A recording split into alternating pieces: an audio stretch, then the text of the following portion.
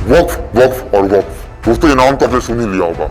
मैं आपको बता दूं कि वक्फ के नाम पे आपकी जमीन कोई छीन नहीं पाएगा। अब उल्टा जिनकी जमीन छीनी जा चुकी है उन्हें भी वापस कर दी जाएगी, क्योंकि अब वक्फ बोर्ड वाली इस बीमारी को भ्रष्टाचार साफ करने वाली वॉशिंग मशीन से धोकर सुखाकर निकाला जा चुका है और फेंक दिया गया है। दोस्तों आपको बता दूं कि वक्फ बिल 2025 अब आ चुका है, राष्ट्रपति ने भी हस्ताक्षर कर दिए हैं। लेकिन सवाल तो ये उठता है कि क्या सच में इसकी जरूरत थी या फिर सच में वक्फ बिल गलत है।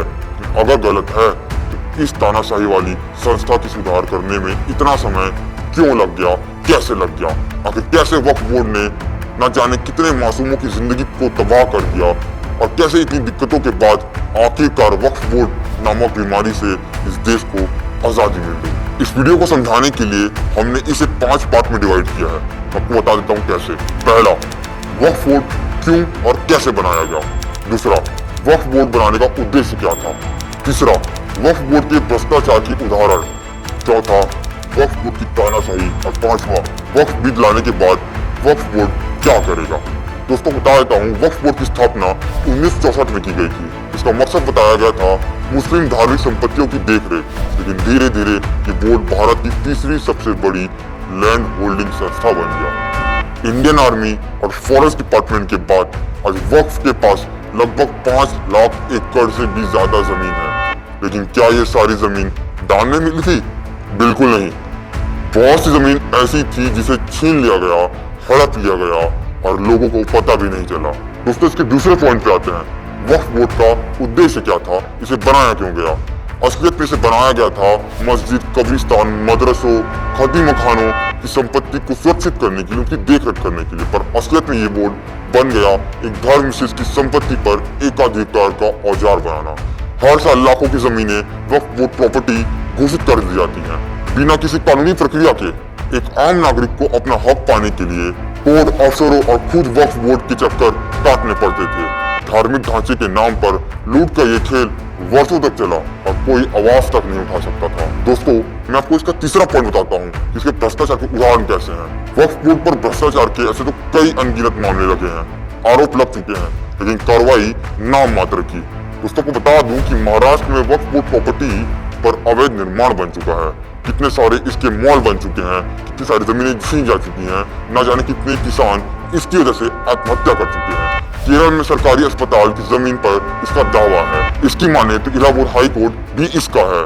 छत्तीसगढ़ में स्कूल की जमीन वक्फ में हड़प ली। दोस्तों यूपी के 7 किसान परिवारों को अपनी जमीन बेचना महंगा पड़ गया, क्योंकि अपनी जमीन वो बेच ही नहीं पाए।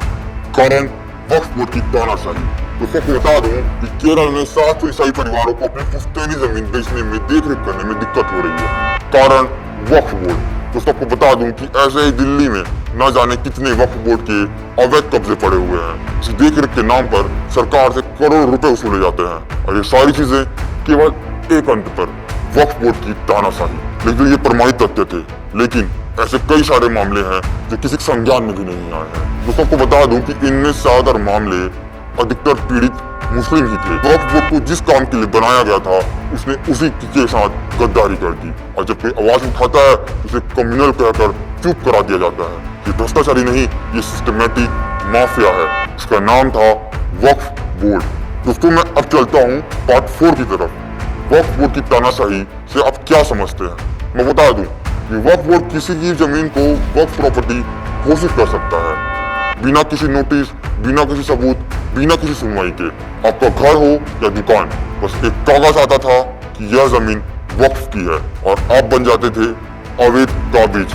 मतलब आपकी जमीन पर आप ही गैर हो जाते हैं। अब आप कोर्ट जाओ, सालों तक केस लड़ो, लेकिन वक्फ बोर्ड के पास से कोई जवाबदेही नहीं होती थी। इतनी तानाशाही किसी और संस्था को नहीं मिली थी कि एक शैडो गवर्नमेंट की तरह काम कर रहा था।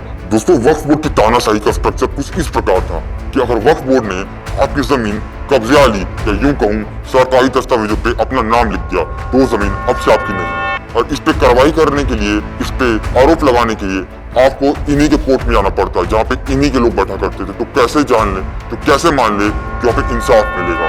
और तो और अब इनकी बनाई नीतियों को हाई कोर्ट में चैलेंज तक नहीं कर सकते थे। और यही कारण था कि वक्फ बोर्ड एक मात्र वक्फ बोर्ड न बनकर एक तानाशाही संस्था बन गया, जिसने अपने खुद के लोगों को धोखा दिया, उनसे उनकी जमीन के नाम पर मोटे पैसे वसूले और अपने रसूखदारों को बांट दिए।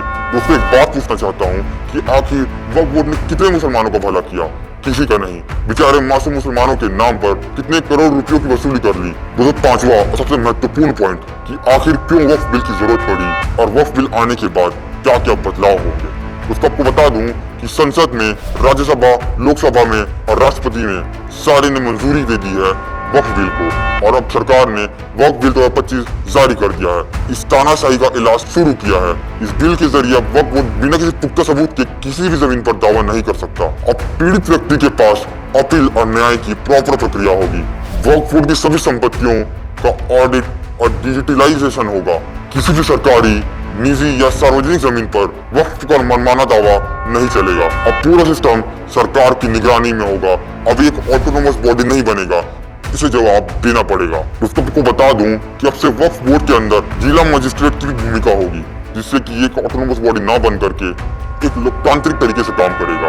और इसमें जज हस्तक्षेप कर पाएगा और मामले, केसेस, आरोप अच्छे से पारदर्शी बनेंगे। दूसरा, इसमें महिला प्रतिनिधित्व का भी गठन किया गया है, ताकि ये संगठन एक अधिकार करने वाला संगठन ना बन जाए, ये पूर्ण रूप से लोकतांत्रिक संगठन बने। दोस्तों तीसरा, वक्फ बोर्ड के सारे दस्तावेज ऑनलाइन उपलब्ध कराए जाएंगे, जिससे कि अब पारदर्शिता बढ़ेगी, यकीन बढ़ेगा और लोकतंत्र तरीके से काम किया जाएगा। लेकिन दोस्तों मेरा सवाल तो वही था कि आखिर वक्फ बोर्ड को यहाँ तक लाया किसने? आखिर कैसे जमीन की देखरेख करने वाली एक संस्था इतनी तानाशाही बन गई कि कैसे एक संस्था को पाकिस्तान की वक्फ बोर्ड से भी ज्यादा छूट मिल गई, और तो पाकिस्तान का वक्फ बोर्ड भी कहता होगा इतनी छूट तो हमें भी नहीं मिली। दोस्तों को बता दूं कि सब हुआ कांग्रेस के कार्यकाल में। कांग्रेस ने अपनी तुष्टीकरण की नीति को जस्टिफाई करने के लिए वक्फ बोर्ड को खुली छूट दी थी, जिससे कि ना जाने कितने करोड़ लोगों को नुकसान हुआ, उनका रहना, खाना, पीना सब दुश्वार हो गया।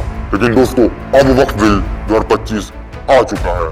अब बेचारे गरीब मुसलमानों को उनका हक मिल पाएगा, और ऐसे ही अब अलग जाति, अलग धर्म सबको बराबर का हिस्सा मिलेगा। दोस्तों को बता दूं कि वक्फ बिल केवल एक वक्फ बिल नहीं है, ये बिल उन लाखों लोगों के लिए मरहम है दोस्तों, जिन्होंने अपनी जिंदगी भर की कमाई खो दी केवल एक पेपर के कारण। दोस्तों मैं अंत में आपसे इतना ही कहना चाहूंगा, वक्फ बोर्ड के जमाने में धार्मिक सेवा के प्रतीक के लिए बनाया गया था, लेकिन वक्त के साथ यह भ्रष्टाचार, तानाशाही का अड्डा बन गया।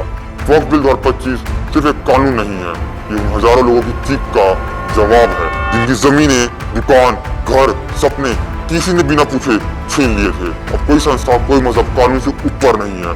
अब हर जमीन का मालिक वो होगा जिसने उसे खरीदा होगा, उसे संजोया होगा, उसे बसाया होगा। अब न डर का दौर चलेगा, न तानाशाही चलेगी, अब चलेगा केवल संविधान और होगा इंसाफ। दोस्तों यही थी कहानी वक्फ बोर्ड की, जिसे बनाया गया था लोगों के उत्थान के लिए, लेकिन कुछ लोगों ने इसे अपनी मतलब की राजनीति के लिए खराब कर दिया, इसे भ्रष्टाचार करने का एक जरिया बना दिया।